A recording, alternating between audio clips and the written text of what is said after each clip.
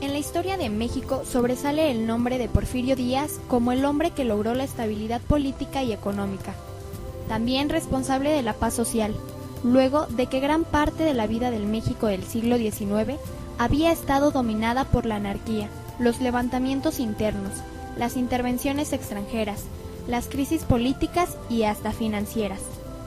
El porfiriato inició con el control de las instancias e instituciones políticas del país en 1877 y los siguientes 13 años hasta 1890 se caracterizó por el control de los caudillos y caciques, la inversión extranjera, la conciliación con potencias mundiales, el saneamiento de las haciendas públicas, la política de comunicaciones y transportes, el incentivo hacia la minería, el campo y la industria, y también la tolerancia sobre los asuntos religiosos.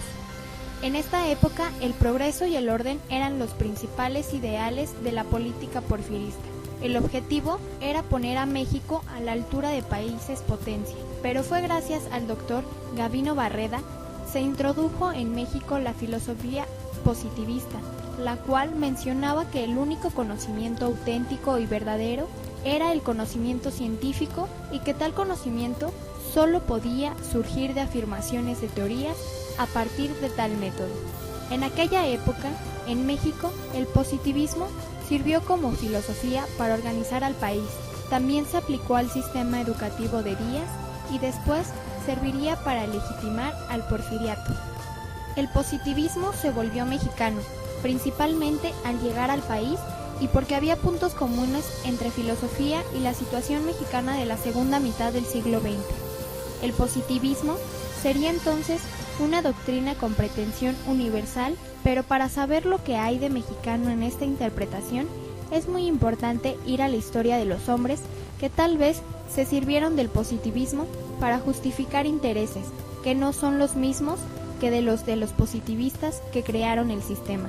Con Porfirio Díaz en el gobierno y la adopción del positivismo en México, el cual tenía como uno de sus principios el de la modernización mediante el orden y la organización, el positivismo se adecuaba perfectamente a la política social y económica del régimen porfirista, el cual busca el crecimiento y la modernización del país, por lo que se convirtió en la base ideológica de este periodo.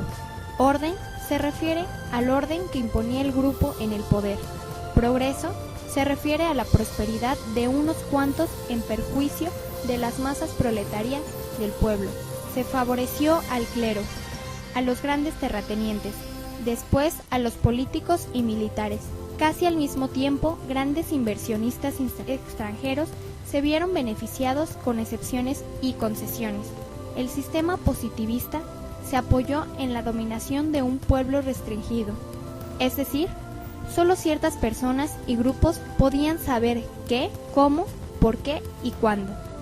El porfiriato es una etapa de grandes contrastes debido a que se generaron diversos cambios tanto positivos como retrocesos, más que nada en el ámbito social. La mayor parte de las riquezas se concentró en pocas manos, por lo que la mayor parte de la población permanecía en condiciones de pobreza. El porfiriato también se distinguió por ser un régimen represivo y recurrir a la fuerza para imponerse, por lo que durante el porfiriato los campesinos y obreros vivieron una época muy difícil en la pobreza absoluta, ya que se pagaba muy poco por su trabajo. Los peones estaban sujetos a deudas y obligados a obtener sus artículos de primera necesidad en las tiendas de raya, donde el precio de los alimentos era siempre superior a los del mercado. Vigilados por guardias armados de las propias haciendas, ningún peón era libre de elegir siquiera un nuevo patrón. Poco se valoraba su vida y su dignidad. Se creía que un caballo y una mula tenían un valor muy superior a la de los peones, a los que se les juzgaba como perezosos y borrachos. La constante y progresiva disminución del valor de la plata redujo las reservas del país y motivó la devaluación del peso mexicano, que perdió alrededor del 100% de su valor durante el periodo final del porfiriato. El deslizamiento de la moneda estuvo acompañado de una severa inflación y de un encarecimiento del crédito. Estos factores incidieron negativamente en la agricultura, debilitaron el sistema e influyeron en la caída de Porfirio Díaz en 1911. La modernización no solo exigía transformar a las ciudades más importantes del país, sino también racionalizar a la sociedad e incidir en los hábitos y el aspecto de sus habitantes. Las élites deseaban que los mexicanos adoptaran las prácticas que ellos habían hecho suyas y que consideraban positivas para el progreso material y moral de la nación y para el bienestar de los propios individuos. Por otro lado, pretendieron que las clases bajas fueran trabajadoras, ahorrativas y que no se emborracharan ni apostaran, pues pensaban que así tendrían dinero para vestir a su familia decente, alimentarse adecuadamente y asistir a eventos sociales. Lo que pretendían era que nuestra sociedad se pareciera a la europea. En cuanto al comportamiento de las mujeres, se establecieron reglas sociales en las que la mujer tenía que dedicarse principalmente al hogar, realizando actividades tales como el aseo de la casa, lavar ropa y trastes, así como el cuidado de los hijos, y se le consideraba como una intuitiva, sensible, frágil, delicada, abnegada y sumisa. En cambio, el hombre se creía que era fuerte, firme e inteligente. El papel del matrimonio ya era bastante importante para esta época, ya que las mujeres debían estar casadas a los 18 años, si no, debían comenzar a rezarle al santo San Antonio, el cual aún se tiene la creencia de que concede novios o esposos a las mujeres solas que se lo piden. Durante el periodo del Porfiriato, la cocina mexicana tuvo grandes cambios. Para las clases altas, el principal cambio consistió en un afrancesamiento de las costumbres en general. En aquella época se consideraba que lo francés era necesariamente sinónimo de elegancia y buen gusto. La clase media seguía conservando en gran parte la cocina tradicional. En sus memorias, Guillermo Prieto narra que el desayuno se componía de una taza de chocolate y un pan o algún tamalito. Hacia las 10 de la mañana se servía un almuerzo, compuesto de alguna carne, ya fuera pollo, carne o res, en alguna salsa o mole, y con toda seguridad frijoles y tortillas. Posteriormente, en la comida se consumían sopas, arroz y frecuentemente algún caldo. La cena solía componerse de un pan dulce, de los muchos con los que cuenta la tradición mexicana, que generalmente se acompaña con chocolate o atole. La mayor parte de la población se encontraba en la pobreza y su alimentación se componía sobre todo de los productos básicos del campo mexicano, es decir, frijoles, tortillas y chile. Cuando tenían oportunidad, se incluía en la dieta carne de cerdo, del cual se consumían con mucho gusto las vísceras como tripas o pancita. Los trabajadores generalmente comían arroz, frijoles, chile, tamales y tortilla. Complementaban su dieta con algunas plantas de cultivo casero, como verdolaga, quelite, nopales, malva, entre otras plantas alimenticias. En algunas haciendas periódicamente se les dotaba de leche y carne. En las haciendas donde también producían pulque, recibían una ración diaria cuyo volumen variaba de acuerdo con el tamaño de la familia. Hoy en día, desgraciadamente, los ingresos es una de las causas más importantes que impiden al país tener una dieta adecuada. Con la información de la encuesta de ingresos y gastos de los hogares y del Instituto Nacional de Estadística, Geografía e Informática, se observó que en los hogares de bajos recursos la dieta alimenticia que lleva a cabo para que obtengan las proteínas es muy poca, entre los que destaca el consumo del maíz y el frijol. Y por el lado contrario, las personas de altos recursos y altos ingresos adquieren energía y nutrientes de una variedad mucho más amplia, entre los que destacan las frutas, los vegetales y, por demás decirlo, la carne, que por supuesto la situación ventajosa en la que se encuentra es un escalón para esta y más posibilidades de llevar a cabo una vida más amena y sin riesgo de enfermedades.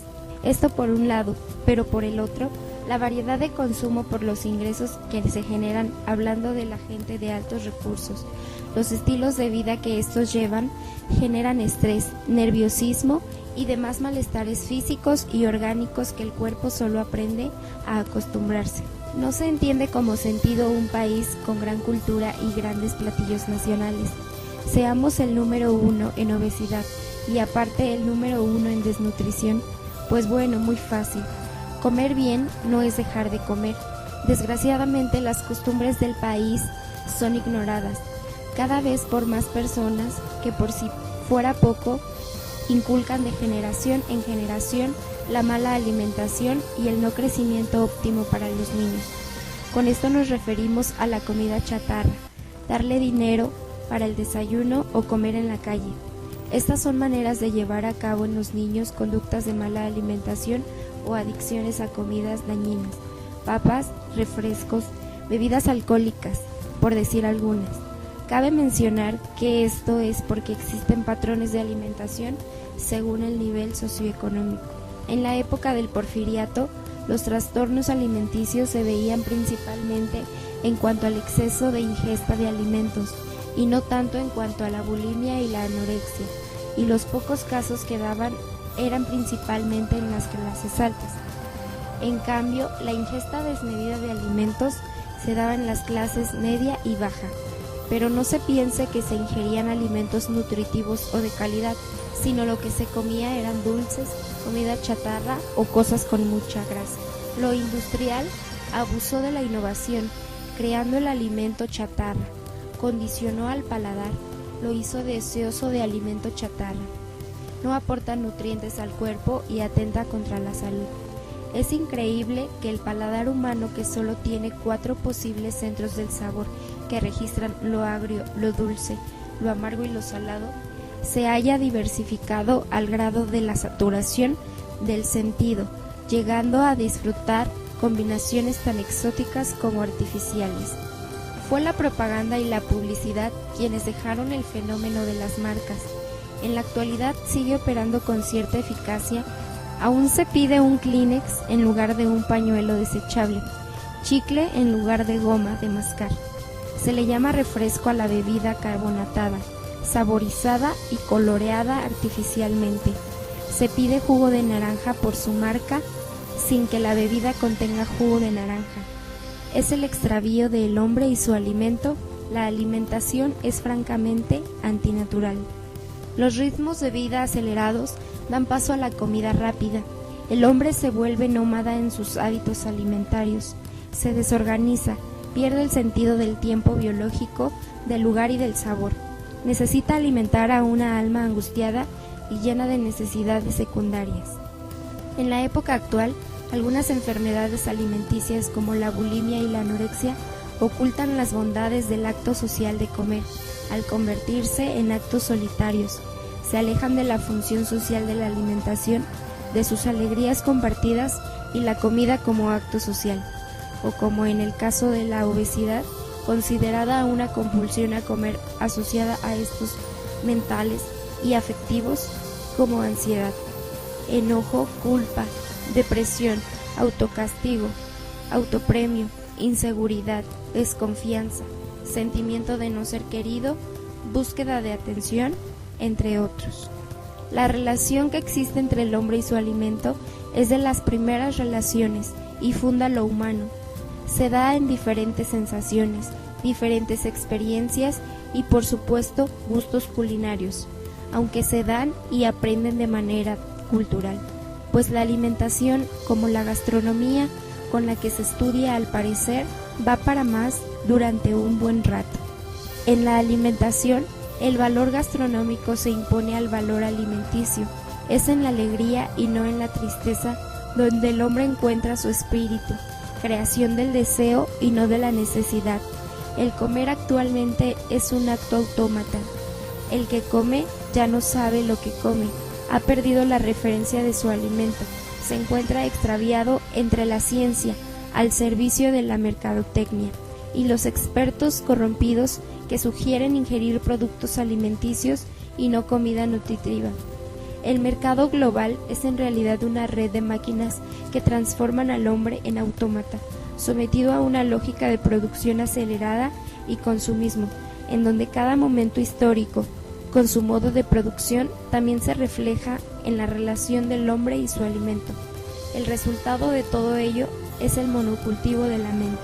Uno de los retos en el futuro será reencontrar el buen comer, el buen vivir, y supone reencontrar el tiempo de vivir, estudiar y atender el comportamiento alimentario, entender que las necesidades nutrimentales incluyen emociones.